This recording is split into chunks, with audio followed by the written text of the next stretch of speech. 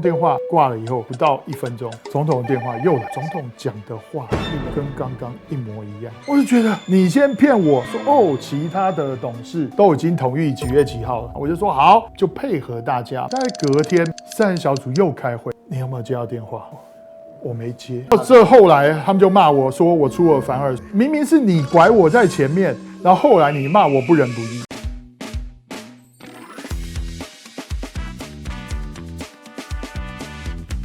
歡迎收看今天的歷史沒話說，我們今天一起來找真相，說明白啊！我是主持人歷史哥李修，我們今天來歡迎我們的大來賓啊，我會先歡迎前立法委員李德維，是歷史哥好，所有的好朋友大家好，當然還有世修，然後再來是黃世修，Hello， 大家好，我是世修。今天呢，其實也不用說太多啊，就是之前該講都講，但是大家看得雲裡霧裡啊。那我覺得這段時間呢，塵埃比較落定了，我們可以重新再回過頭去檢視。當然，最近有個新聞啊。那今天聊啥？今天來聊這個之前的馬英九基金會的風波了啊，也是時候來復盤一下，因為這個事情比較過了，各方的情緒也比較落地了，然後又出了一個新聞，是關於馬前總統的健康報告的內容部分被洩露出來。我覺得在這樣的情況之下，我們把這個事情給還原清楚。尤其我覺得李德維委員在這裡面參與的非常深嘛，因為基金會董事，我想你也遭受了很多的非難啊。那首先我們先從源頭來講起啊，就是說，這整件事的最初的起點，什麼時候開始感覺馬總統怪怪的？應該這樣講，你其實這一件事情真正開始是有一天，在過年前，那今年的過年，今年对，今年的過年前，然後突然我說基金會的馬辦的主任啊，就打給我說，說總統想要跟你通個電話，等會兒德維董事你方不方便？我說我當然啊，我說這個總統有什麼事？他說我沒關係，總統會等會跟你說。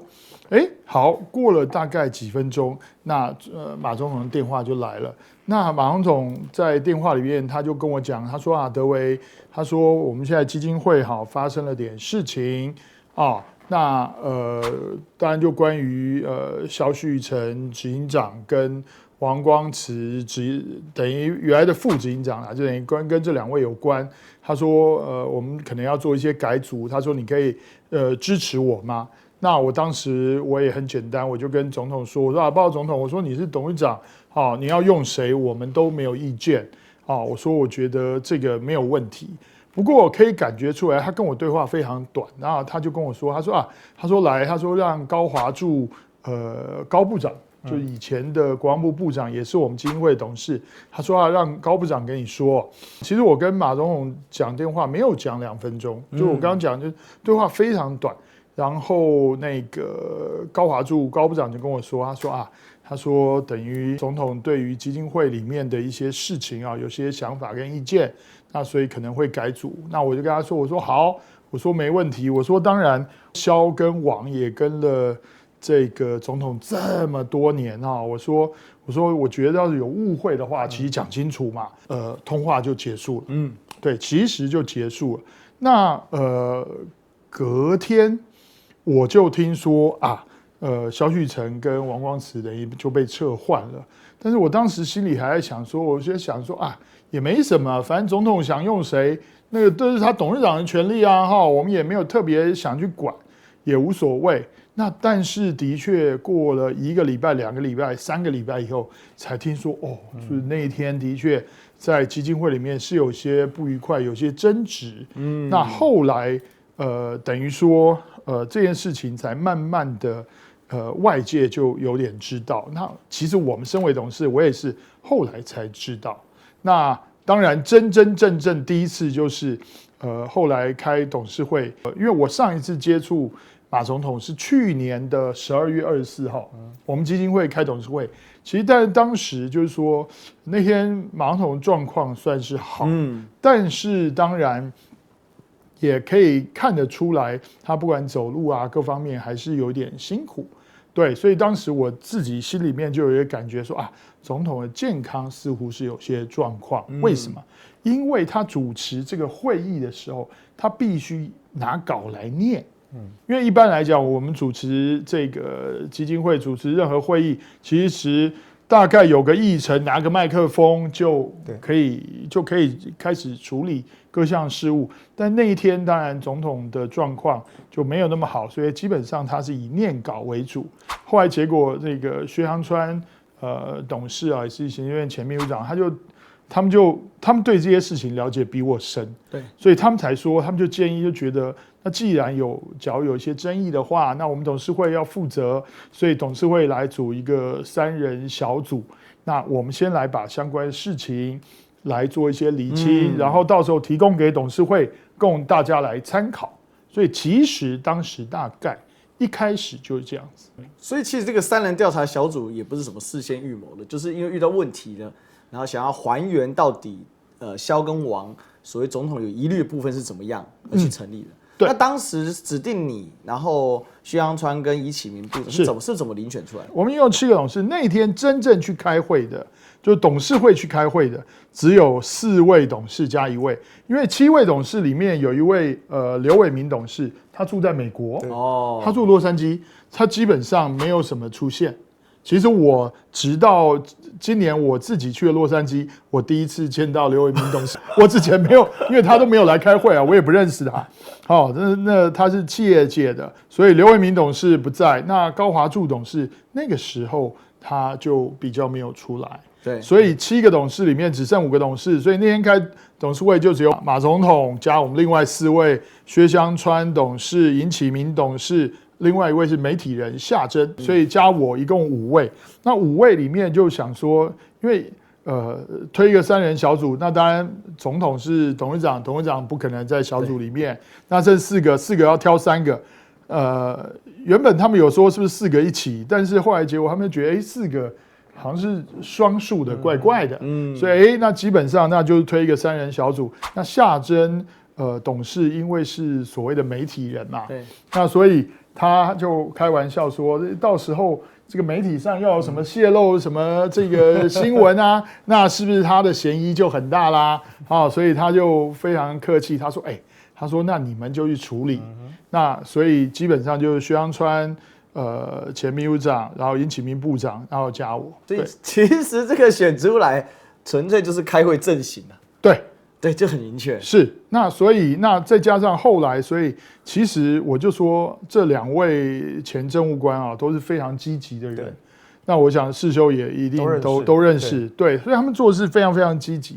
所以基本上他們都希望把事情能夠做好。薛香川前秘書長啊，給我們指導非常多，而且他是非常有執行力的，不斷的打電話催促。那由於我們幾個當然都各自有一些行程。但是他總是會想辦法把大家的時間湊在一起。真正組成到拿到資料開始開會，其實1個多月的時間，我們見面也開了10次會以上，很密集耶，很密集。以你們的行程來說很密集，其實很密集。但是當時金溥聰還嫌你們一直都不動作。对。所以後來其實我都在抱怨啊，說我們其實是志工啊，我們這個非專職的，那怎麼會一直出血也沒車馬費？完全沒有。然後他們還開玩笑說，只要遇到吃飯時間、吃便當，都是我這個年輕人來處理啊。那年輕人要處理便當啊，幫大家。那不過我說就是說，所以其實我們不斷的見面，然後不斷的聊這些事情，而且我們一共約談了6批人，對，所以整個基金會都約談完了吧？對，所以基本上當事相關的人，我們大概都約談完了。跟家人見面的那是不算會議的，他們還得去見家人。基本上，那這個部分主要是拜託這個薛香川前秘書長，對，那他來跟家人這邊溝通，我們也了解一些家人的一些想法跟看法。主要就是馬芬跟馬大姐。对，因為馬總的女兒也有接受約談。沒有，因為在這個部分裡面，其實說真的，家人之於基金會的事務是非常沒有的。那這一點，總統的健康狀況，主要是總統的健康狀況跟總統的相關的想法，跟當然家人的了解，我們在這個部分也非常的注意。因為其實我在那個過程當中，我在想你們一直聽到我在講，我一直在強調家人的問題，因為畢竟我說馬總統退休下來，那他最後照顧他的，最後要面对他的還是家人。对，那所以馬英九基金會沒有錯，它是一個財團法人，是一個所謂的民間的公益的一個單位，但是這個單位要是能夠想要可長可久的話，我倒是覺得除了因為大家都知道馬總統身體有一些狀況，所以我們也必須來了解一下家人的意願跟態度跟想法。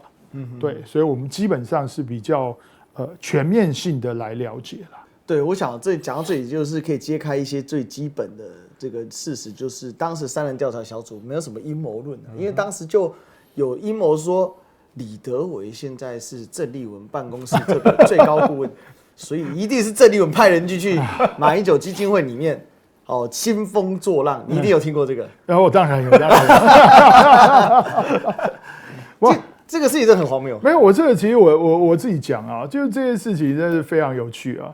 由於這裡面牽扯到蕭旭岑是我們國民黨的副主席，對，那當然有很多陰謀論，就認為這個項莊舞劍意在沛公，其實重點不是蕭而反而是鄭。好，那鄭是偏偏鄭旁邊的李德維又為什麼在3人小組裡面，而且還負責講話？對，那這個部分我一定要強烈的澄清啊！我這裡一定要強烈的澄清，我們這3位哈，我們3人小組裡面，另外2位都是長輩啊，對不对？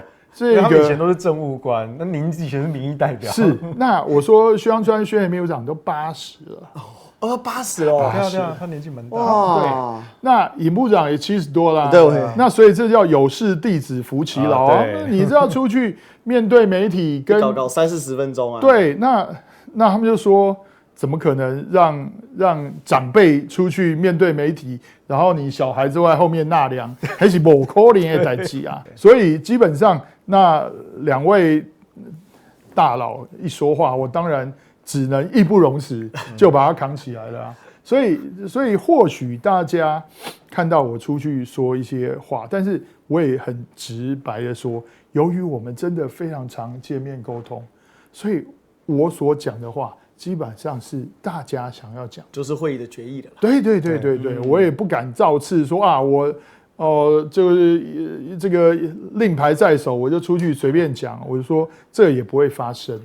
另外2位都是當過政務官而且多年的人，他們不會把他們的名聲跟他們的公信力在地上讓人家踐踏的啦，他不會。所以我也開個玩笑，我自己也講說，要是真的有嚴重的貪贓枉法，誰敢去袒護或者掩護啊？沒人敢啦。所以在這部分裡面，我們當然也是非常盡心盡力的，然後去做一些了解。當然，我這邊也講，就是說，其實當然到最後，我們還有沒有人想要約談？還有，甚至於有人開玩笑說，我們應該約總統，因為這件事情，總統也有一些想法。那當然，到後來就沒有真的這樣做，因為所以我們從旁邊的相關的工作人員。相關的人來了解總統的一些想法，但是我們也覺得非常的遺憾啊。當然，這就跳到結論，就是當我們的結論出來，其實還沒有報進基金會的時候，就已經完全被否決了。對，那我自己覺得，其實3人小組當時有2個重大的感嘆。第一個感嘆是，基金會做調查的時候，他並沒有請，所以你看到他的記者會，他有請會計師，他有請律師，對，好，請一些相關的人，但是他從來沒有找當事人來問，對，缺了當事人，對，所以你這個部分你沒有找當事人來談的時候，那有很多東西你就變成是你自己的想法，而沒有看到另外一邊的想法，所以我覺得3人小組覺得這一件事情，我們對於基金會。他內部調查的時候，我們覺得非常非常可惜。第二個部分就是說，也是很可惜的，就是說，當3人小組的調查東西出來了以後，其實我們還沒有，因為我們當時是說我們要報基金會，然後報董事會，然後大家決定以後再來看怎麼處理。但其實，在我們做這件事之前，那當我們一宣布結論了，我們簡單的結論了以後，那基金會馬上就覺得三人小組你是徇私，你是等於算是包庇所謂的這個罪犯。那三人小組是覺得，你連我做了什麼你都沒看，所以又是同樣的一件事，变成永遠都是單方面的指控，对，所以我覺得這一點，是讓我們一直覺得說，基金會這個地方，其實我認為到後來並沒有辦法取得多數人的支持，對，我覺得這一點是基金會非常非常可惜的部分。我記得在那個時間點有一個關鍵的事情，就是基金會基本上已經否定了你們三人調查小組的立場。然後当時我記得你有对外提到說，基金会曾經告訴你說要召開董事會，其他董事都要出席了，所以請你也出席。然後你原本有答應，对，但是後來是所有董事都沒有去。对，可不可以請你說明一下？好，其實這很簡單啊，就是說我們第一次召開董事會的時候，大家有去，然後成立了三人小組。那第二次我再插一個話，第二次要召開董事會的時候就沒有人去。對，那為什麼沒有人去？因為議程裡面就已經有要通過三人小組的調查報告，要等那個報告嘛？沒有，要通過，要通過，還要通過，要通過，就議程已經寫了要通過三人小組的調查報告。這個歷史哥師兄，我直接講，那個時候基金會第一資料還沒有提供來，第二我們三人小組根本還沒有調查他的議程裡面已經要通過了，那個調查報告哪來啊？所以我也講很直白，讓三人小組覺得什麼？覺得基金會是要用他內部的調查報告，然後要我們來出席，讓我們三人小組來出席背書，通過他的就是三人小組的調查報告，所以沒人敢去所以這是第二次的基金會要開會。那一次就沒有人去了，因為我就外部的觀點，我覺得真的是很誇張。我們先不論這本身的事件對或錯，誰是誰非，你一個公司或一個組織，你搞到所有的董事、理事都拒絕出席，那這個組織一定有了嚴重問題啊。所以好，我現在要回到你剛剛講的那一段，那是第三次要開董事，他們就打給其他的董事說要開會。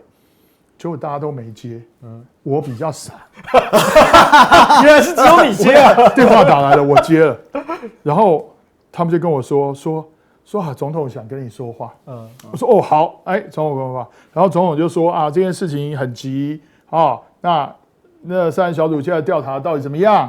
其實一開始電話打來不是總統，是基金會工作人員，我就跟那工作人員說，我說。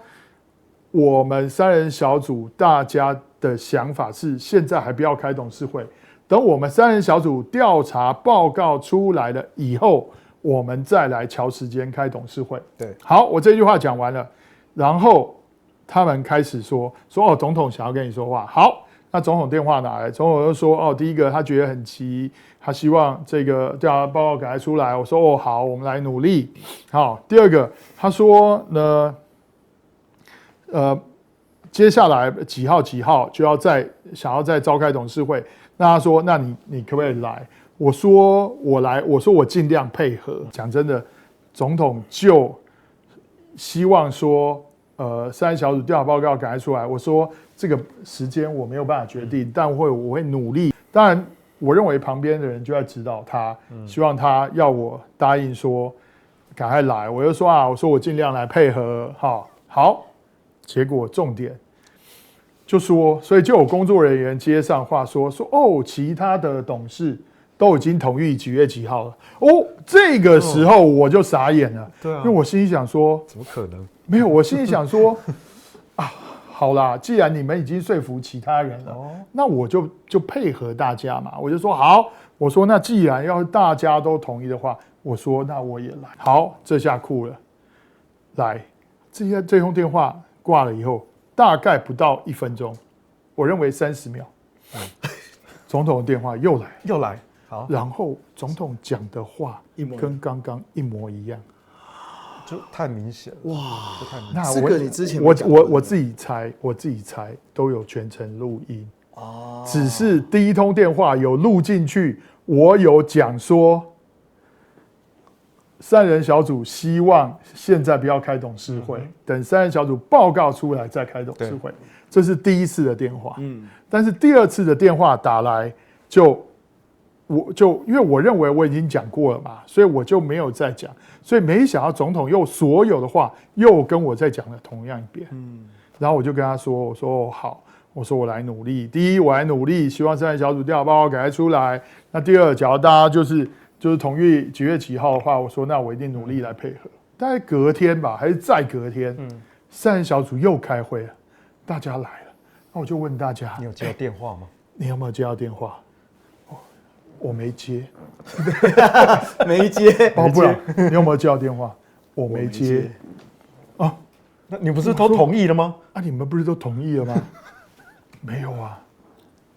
然後呢？好，最多另外還有一位夏珍董事嘛，我說姐，那你同意了嗎？因為他們跟我說你同意啦，結果夏珍把他手機給我看啊，有啊，他們有發訊息啊，說他們有說幾月幾號要開董事會，然後他看了就已讀，就這樣子，他沒回，就這樣子天哪！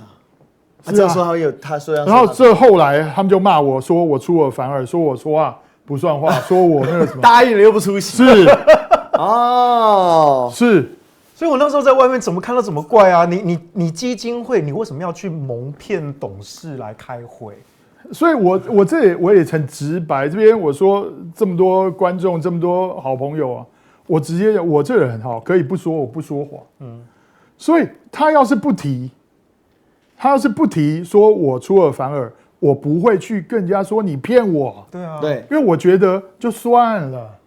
好，你拐我就算了，所以後來我也覺得很無奈。對，明明是你拐我在前面，然後後來你罵我不仁不義，就算我答應了，我也不敢去啊，師兄。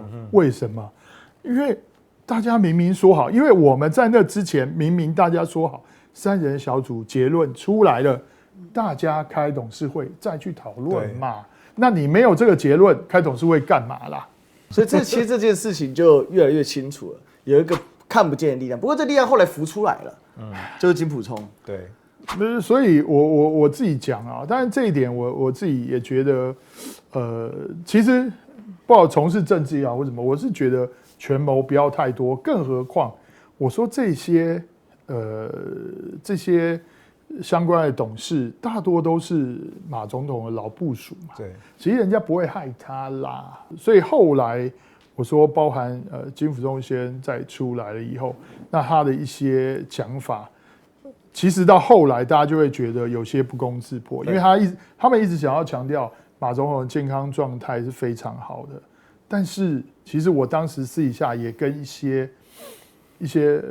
好朋友講，我說。你們這些人都跟馬總統認識那麼多年，你去跟他聊天聊10分鐘，你去聊10分鐘不對勁了啊。對啊，那其實這個部分，當然我們也不好意思去講太那個，套一句家人講的話，生病並不可恥，那有生病是正常的，那我們就來面對，大家怎麼樣讓這個病情可以和緩，怎麼樣可以讓它惡化可以減緩，對，這才是最重要的。所以生病並不可恥，但是假如硬要說天下太平，歌舞升平，對，這什麼都好，那自欺欺人也沒有必要啦。我印象很深刻的是，那個時候周美青跟馬英九的聲明就已經曝光了，就說他們已經在申請法院的輔助宣告，以及讓馬總統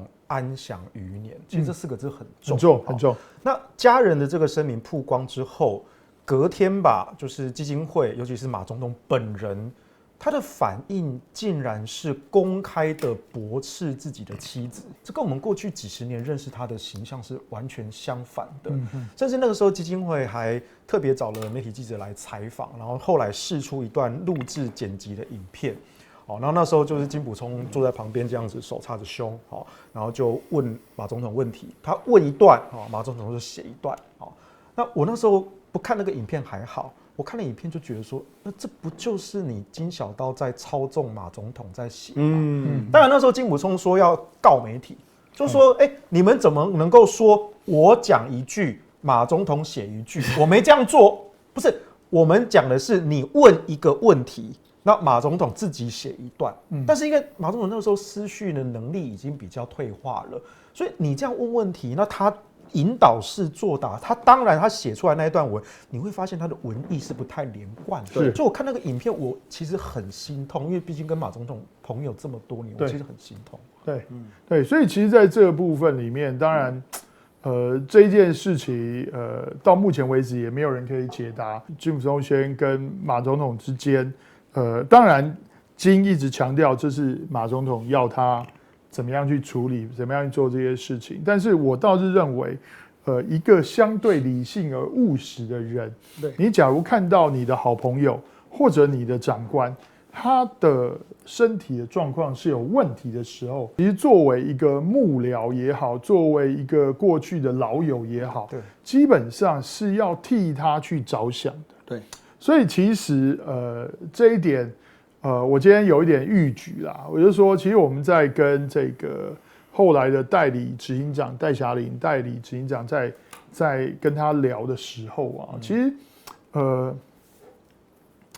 這一點是我真的無法認同啊，就是說，他們就會有一種道理，意思是說，總統的健康跟到底這件事情有沒有違法是兩件事情。那有一派支持的馬總統這樣子的人的他的講法是說，貪贓枉法是一回事，但是總統的健康是另外一回事。總統健康跟貪贓枉法沒有關係。對。可是，包含3人小組在內，我們比較知道內情的人，我們就會認為有關係。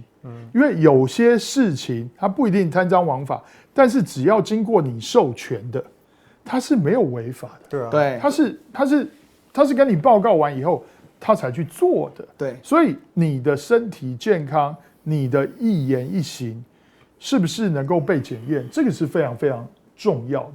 所以。這一點就是我當時，其實社會上對我有不同的批評跟指教的時候，其實我不太特別去反撲或者回擊，因為主要是我自己覺得，我是希望這件事情能夠慢慢的軟化，能夠落幕，而不需要再用這種很激烈的言語的對抗，好讓它繼續的去延燒，因為其實。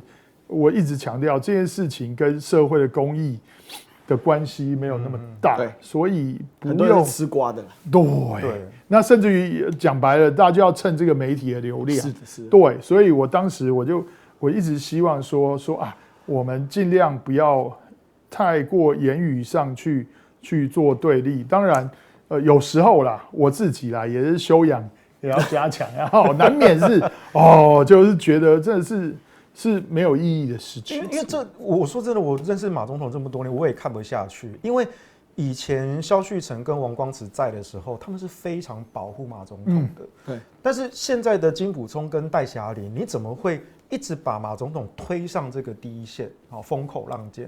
然後以及是你現在說貪贓枉法跟馬總統健康是兩回事，但前提是。你要有消亡貪贓枉法的證據，是，因為我們都知道馬英九是法律學者出身他甚至寫過那個無罪推定原則的專文那現在我們對於蕭旭岑跟王光慈說他們背信、侵占那這個都是形式上的罪名，可是你要舉證，你要有證據。那你們金溥聰帶的基金會說有律師、會計師查賬，但是你們都沒有約談當事人，然後他們就單方面的指控他們有罪。那這個地方我就覺得我比較敏感啦。我覺得說這不會是馬英九的法律學者的作風，尤其是馬英九當過法務部部長，對，這完全違反他的法律性格。然後第二個就是你如果宣稱蕭王有罪。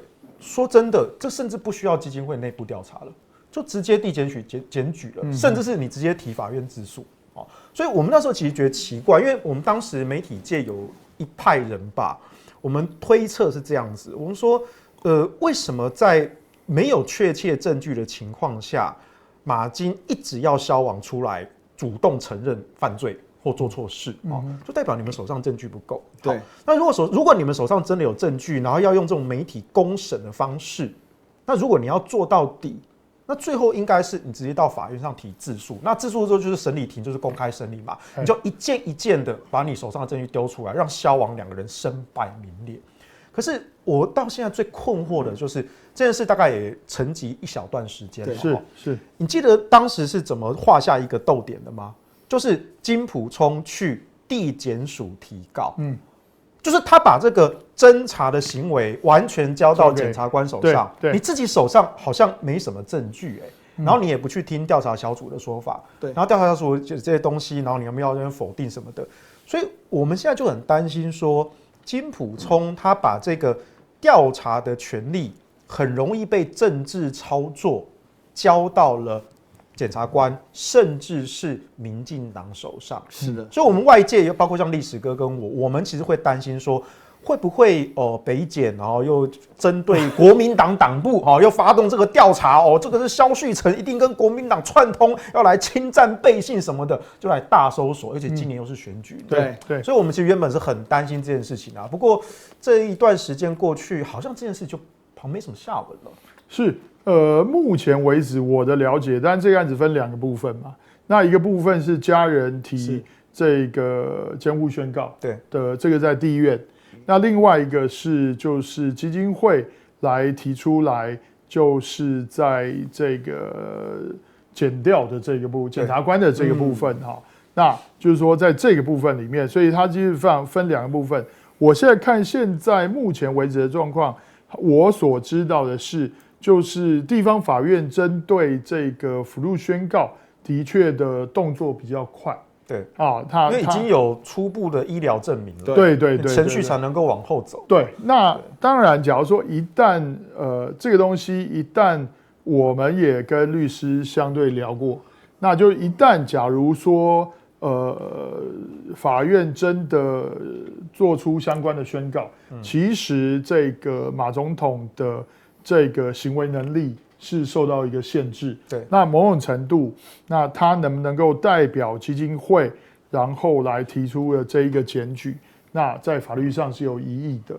所以目前為止，我們至少戰士小組這邊，我們都沒有接到檢調這方面，不管是約詢我們，或者是希望我們提供戰士小組的調查報告。因為我認為這件事很關鍵的，因為剛剛德維哥你剛剛提到說，你不認同戴霞玲說健康歸健康，司法歸司法。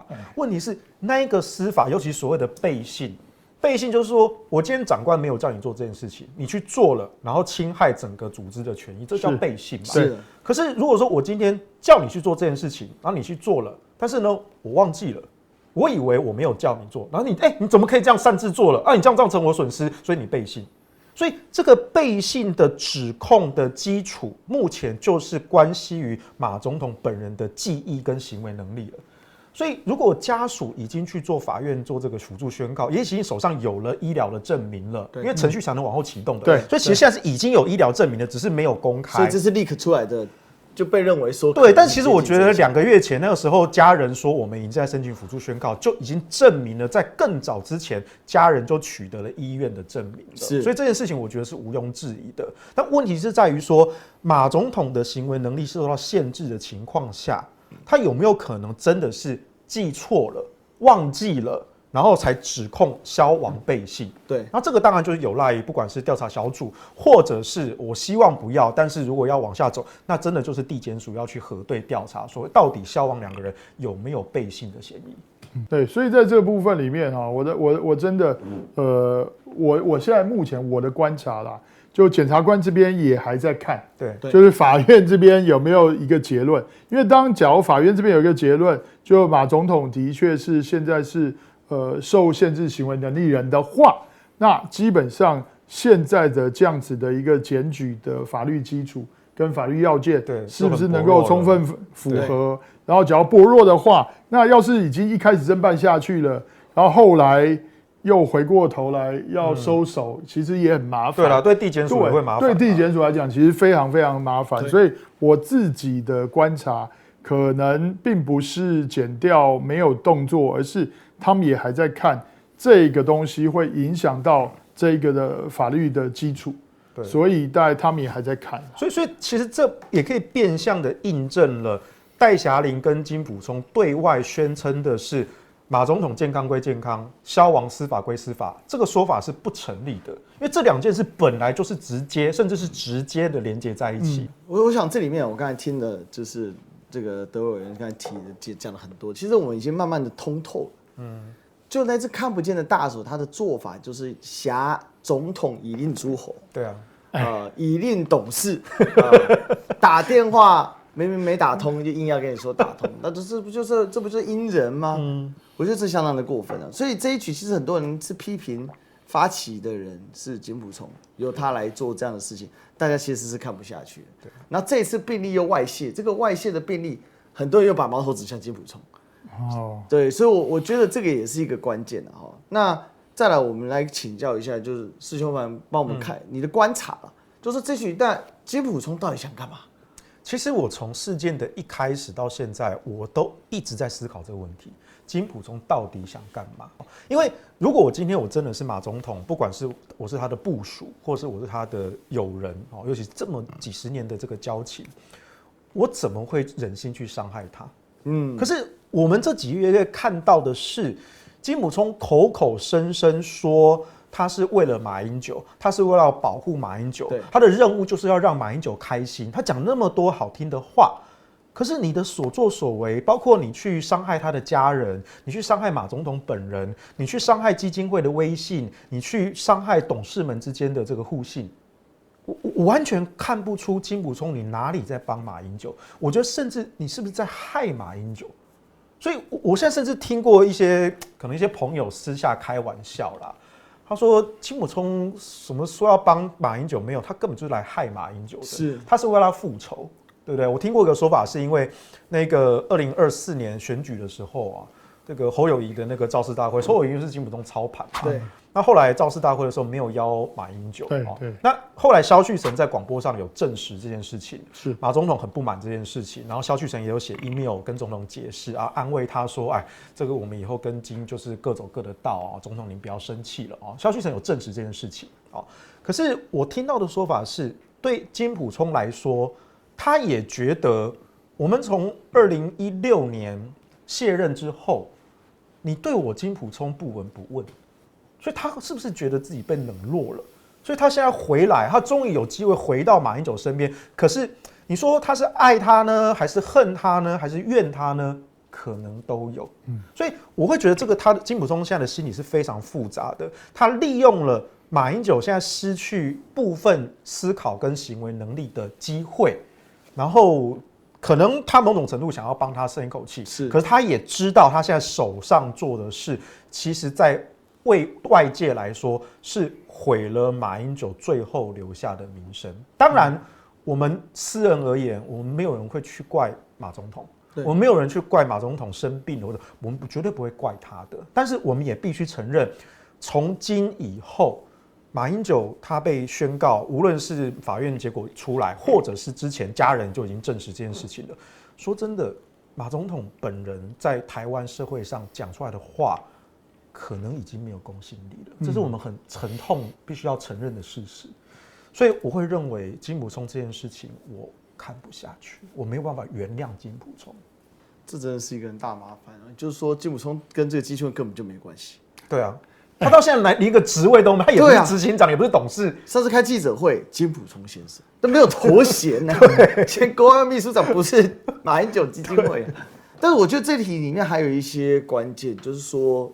金溥聰的出現好像很突然哦，對，因為你們說你們董事其實平常也不會開會，所以這個是我們也是在裡面了解，那是後來才知道，就是說其實馬總統據說跟金溥聰先生其實有一段久的時間，過去幾年並都沒有聯絡，沒怎麼聯絡，這我知道，對，沒怎麼聯絡，好像是去年那透過周美青，所以當然金還有跟馬總統有見面。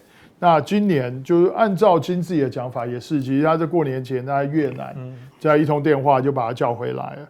那其實就這樣子，所以的確在這個部分裡面，就讓大家也覺得說，這個金到底，所以我自己聽說啦，就是包含後來有一些基金會內部的事情爆發出來以後，其實金也有點傻眼。為什麼？因為其實由於他在真正過年前接觸的前面，他是沒有參與的。對，他完全沒有參與。由於他沒有參與，所以他並不知道到底這裡面發生了什麼事情。對。那由於不知道發生什麼事情，當一有事情爆出來的時候，然後他就必須去問。那但是問又不一定問得到全貌，所以其實他在我自己來講，這就有點，我當時一直在講，就是說就有點變成瞎子摸象。你不要摸到大腿你就以為是個大象，你摸到象鼻子你就以為是大象。那其實我說我們調查小組有一個好處，就是我們從這邊我們把兩邊都找來，對，所以我看到的東西比一邊看到的東西多很多。所以在這個部分裡面，所以就如同刚剛世修所講的，到底金的出現到底是幫了馬還是害了馬？我覺得這個當然到最後大家可以去思考。但的確在這裡面，我自己認為有很多事情金本身都不了解。那不了解的時候來做這件事情，就非常的危險。是對於現在的馬英九來講，其實是最糟的結果了。因為馬英九基金會還有誰敢捐款呢？還有辦法就是正常運作嘛？因為總統禮遇也結束了。可是金溥聰他利用再去操作，他所講的很多事情其實很經不起檢驗，包含說透過字跡鑑定他有沒有失智。我覺得這個是很要命的。但是大家還是或多或少把這件事情跟國民黨內部的權力鬥爭加在一起。對啦，是对，所以所以我来進一步再請教委员了，就是說當時開始這個開記者會，然後這個出來做一些說明，可是基金會看起來就是非常的不買單。是，而且在有一次，我記得你們調查完了，你也只是說明調查完了，然後他們馬上就說這個報不行，我不承認。那還有就是那一天開記者會的時候，那天廖金斌顧問，是，然後會計師感覺沒有幫忙查到賬，他是說我只負責我的部分而已，最後好像是律師查賬，這不就重蹈以前的覆轍嗎？以前也有人用律師查賬把會計師開除了，就搞得後來滿城風雨。所以從那個之後就都沒有開董事會，對，都沒有了，然後也沒見馬總統本人，沒有，所以他不就被隔離的嗎？不是說他是正常的嗎？那他怎麼不出來走動了？所以我才講，其實大家都可以注意到，因為這點包含蕭旭岑副席前執行長他就講嘛，其實在跟馬家人的共識，就去年11月1號國民黨主席交接，鄭麗文那一場結束以後，馬就沒有再有過任何公開行程。對，沒錯，因為這是基於醫生的要求跟家人的共識，所以其實他們大概去年的10月27號就接到這個周美青女士透過隨扈要求基金會不准再幫馬總統排公開行程。那當時他們就回報說，11月1號。這個全國代表大會，鄭麗文主席跟朱立倫主席交接，這個是答應要去了。對。那但是基金會當時就說，好，11月1號以後就咔，從此沒有公開行程。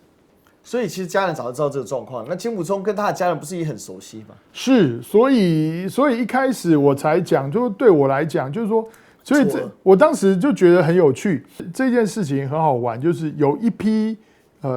好朋友，他們就很想要證明馬總統是健康寶寶，跟過去數十年如一日。然後我每天穿短褲跑步，我都很正常，很那個。那有一批好朋友是想要這樣子證實，對。但是另外包含家人，包含我們真正稍微有接觸的人，我們都知道狀況是存疑、打問號的，所以我們就認為說這件事情。沒有想象中那麼簡單，不能用一個完全健康的人來做一個判斷。對，這事情有一個是我覺得可怕的地方是這次露出來的病例然後已經細化到說什麼時候用什麼藥。你覺得為什麼這個藥？因為我去查了，一個是早期藥，一個是早期到中期的藥。對，非常清楚。但我個人認為這件事在政治上的效應是存疑的。對，但為什麼要公布呢？對，因為這就是我想問的。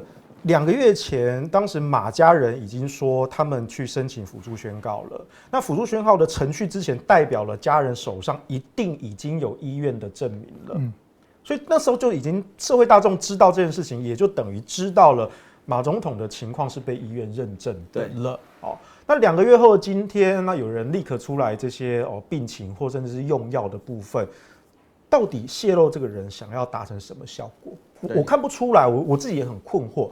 但我知道的情況是，馬總統大概在近1-2年前吧，那個時候我們偶爾在一些私下的活動，當時還可以看到馬總統的身影。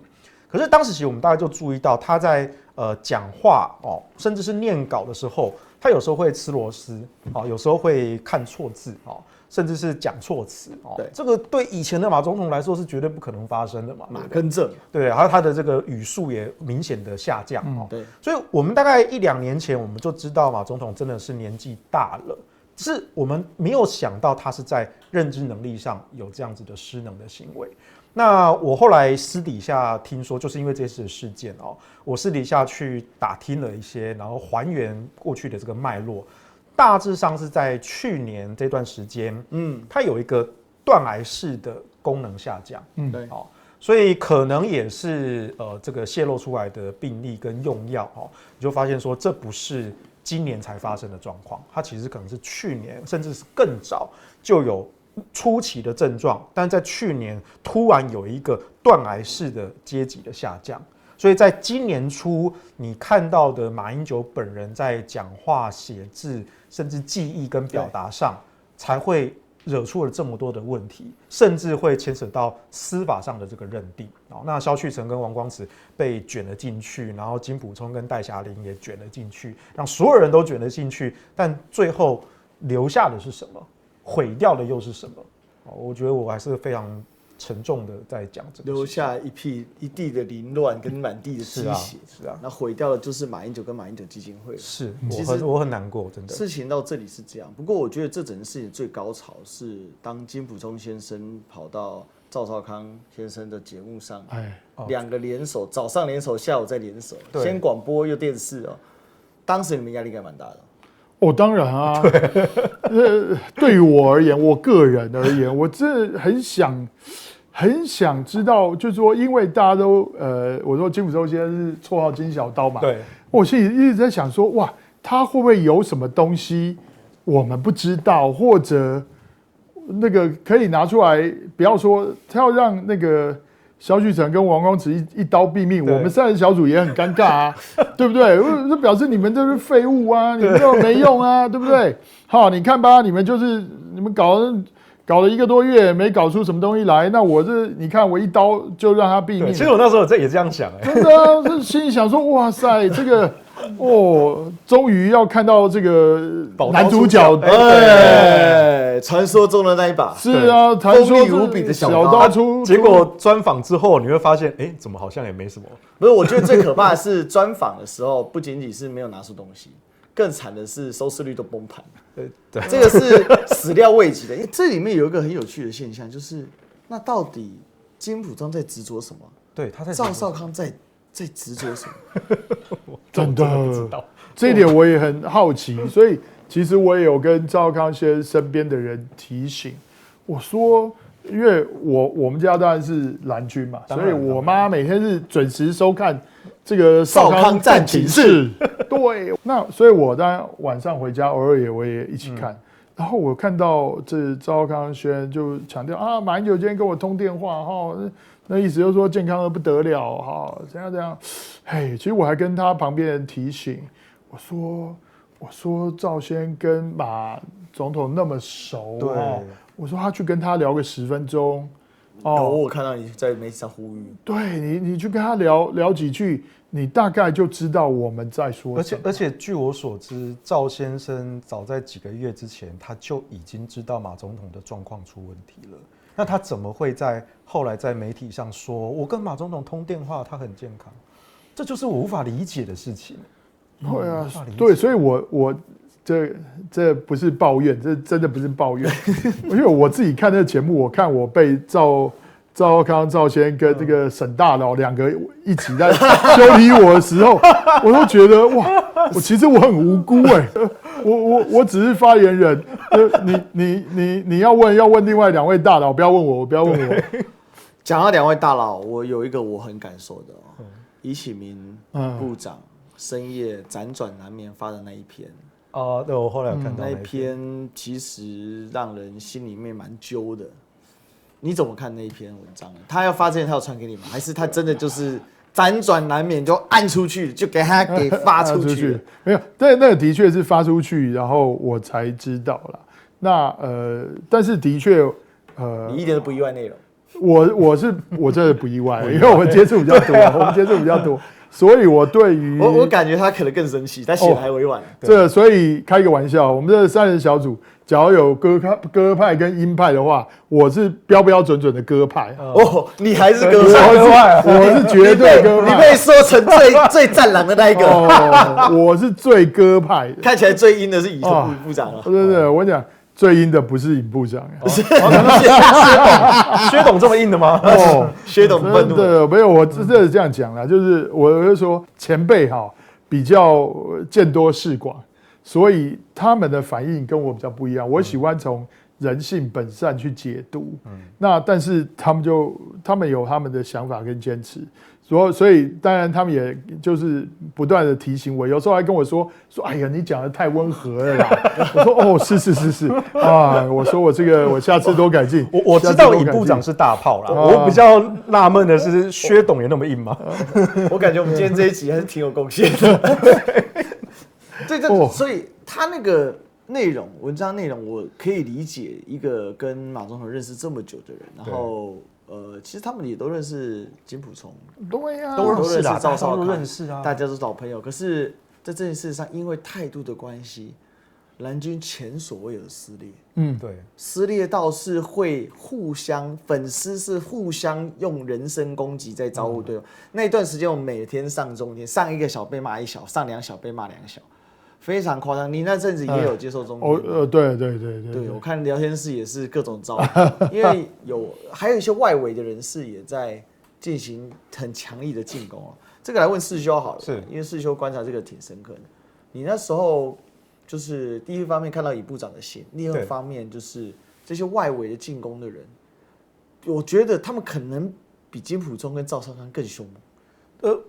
其實我認為那一波很多是綠營假裝藍軍混進來撕裂，但我自己觀察到是，就藍營群眾的內部是分裂的，就是有一批人，就像剛剛德維哥說的，有一批人他們想要證明馬總統還是健康寶寶，他很棒，他們都沒有問題，大家要相信馬總統。那有另外一批人就真的覺得，就馬總統是真的有點問題了，不要再傷害他了，他應該要好好休息了。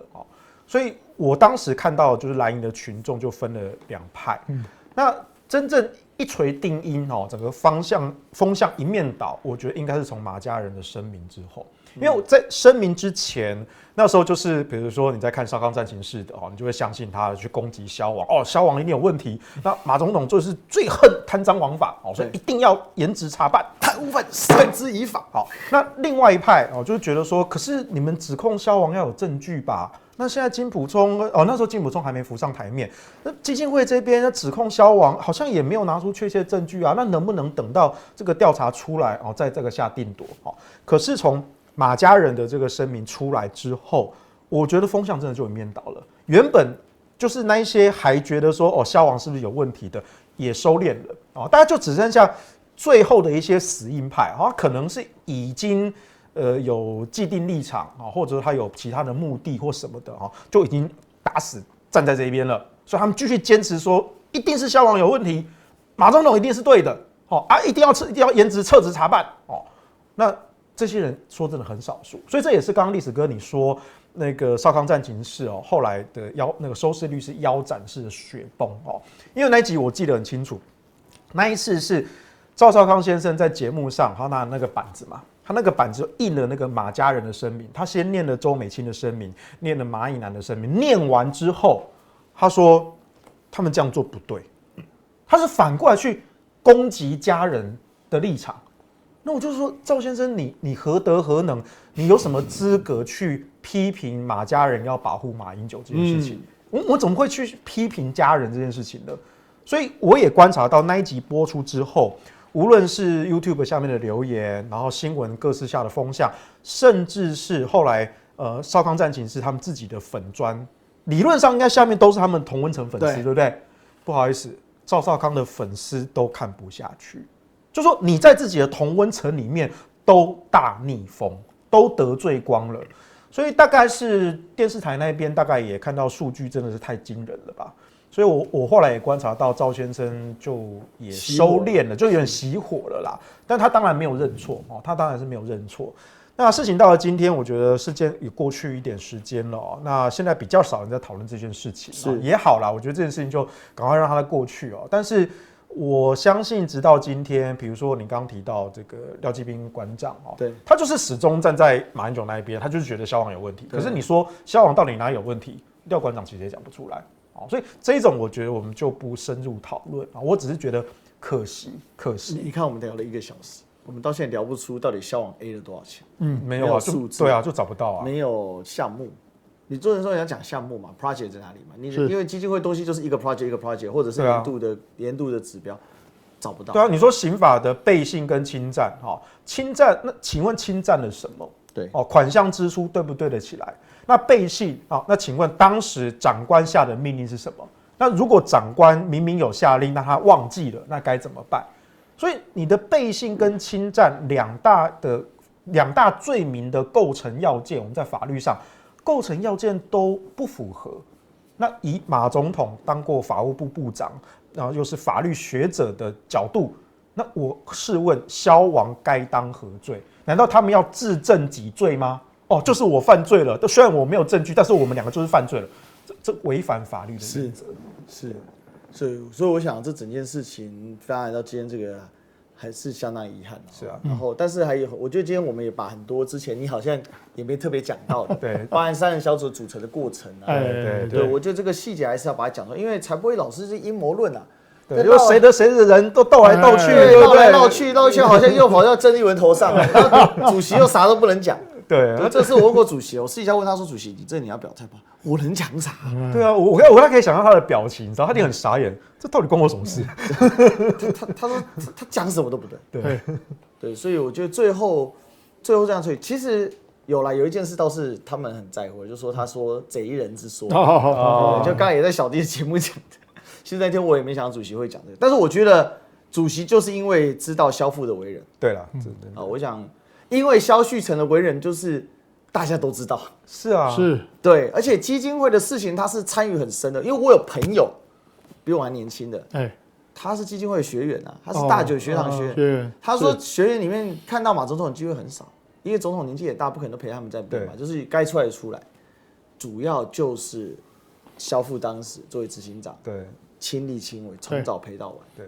不管在台灣上課，再出去大陸，對，還有去美國啊這些。我想這也是為什麼這個德維哥願意把真相站在這個站在事實的面子上，也要把它講出來，不能冤殺好人嘛。對，因為這個是衍生到後來變成忠臣變奸臣啊，中間不分，那這個馬英九就從明君變昏君了。這個不能讓他因為生病而掉入這個境地。對，我覺得這個非常非常的關鍵啊。然後，我想這個世界裡面，當然它是很多的悲劇，不過也是一個讓我們可以了解到說，就是政治真的水是挺深的。你大概當委員都沒遇到這麼深的事情。沒有。所以當委員我們都在聊這些政策啊、法案的問題。這個真的是，而且這的確又有點牽扯到，這應該講。一開始就會被設定成為，就人家就有說3人小組是被蕭引進來，要把馬幹掉，然後要奪權，要怎麼樣？我的故事越變越精彩啊！哇，所以我才講說，這個尹啟明跟薛湘川他們跟馬總統認識多久了啊？就算想要把他們引進來，應該是蕭被幹掉，也不看看輩分，對啊，對啊，蕭旭成算什麼輩分？蕭旭成幹掉馬英九，自命馬英九基金會董事長這樣子。是啊，當時我覺得哇，這個想象力太豐富了。然後我也是等於算是幫助犯之一啊，哈，這個是你看這個谁叫你的頭銜是鄭麗文顧問？哦，對，鄭麗文下令蕭旭成搶奪馬英九基金會，哦，故事太精彩了，這故事真太多。不過其實還有一些討論跟細節啦，那我想今天我們因為時間關係，我們先聊到這裡。好，那如果說後面大家喜歡的話，也許我們可以再把一些細節跟程序分析一下，因為我的感覺是這樣，談這件事並不是要冷飯熱炒，我覺得談這些談得清清楚楚，才能避免在未來民進黨借機搞事的時候，那變成說，因为等民進黨一發動，我們再講那個叫什麼？人家認為說你是事後諸葛，你是找借口。但我們事情先說了，把過程其實攤牌給大家很清楚的知道到底是發生什麼事情。我覺得還有一個更重大的意義，就是你剛剛提到的馬英九留下的一世英名。我們應該要在這邊畫下一個漂亮的結束，不要毀了他的名聲。是的，是的。還有一個時序，其實剛剛思瑄也提到，就是說有些人明明很早就知道馬總統的狀況，那為了要在立場上達到他的目標，那他可能他寧願很單方面、很片面的去講出他認為因為這個立場有助於他講這件事情，推導出結論的時候的做法。我覺得這就非常的不利。那當然這件事情，我覺得受傷最重是馬總統是沒有錯。對。那還有裡面的幾個參與者，其實都受到很大的傷害。那尤其像是金溥中這個跟趙少康，其實也都受到傷害。那蕭旭成跟王喜也受到了傷害。尤其王光慈姐是終身的身心靈的傷害。因為我看了你們講那個調查報告的事情，哇，那真的是我也是很難過。那現在這個報告怎麼辦？沒有，我們當然現在一方面啊，兩個東西。第一個，假如到時候檢察官這邊有真的傳3人小組需要我們提供，我們一定會提供。那另外一部分，當然現在我們也在等，就是這個法院的部分。那看看法院怎麼樣來做對於相關家人提出的宣告的申請，怎麼樣一個判斷。那有一個定論了以後，我們大家再來好好研究怎麼樣。來做處理。對。OK， 好，今天謝謝獨哥。好，謝謝思瑄。好，師兄，謝謝。那我們今天歷史沒話說，我們今天一起說真相，就先聊到這裡。如果你有什麼想法跟什麼看法，歡迎給我們留言。那今天幫我按讚、訂閱、分享。那我們就期待下一期見嘍，拜拜，拜拜。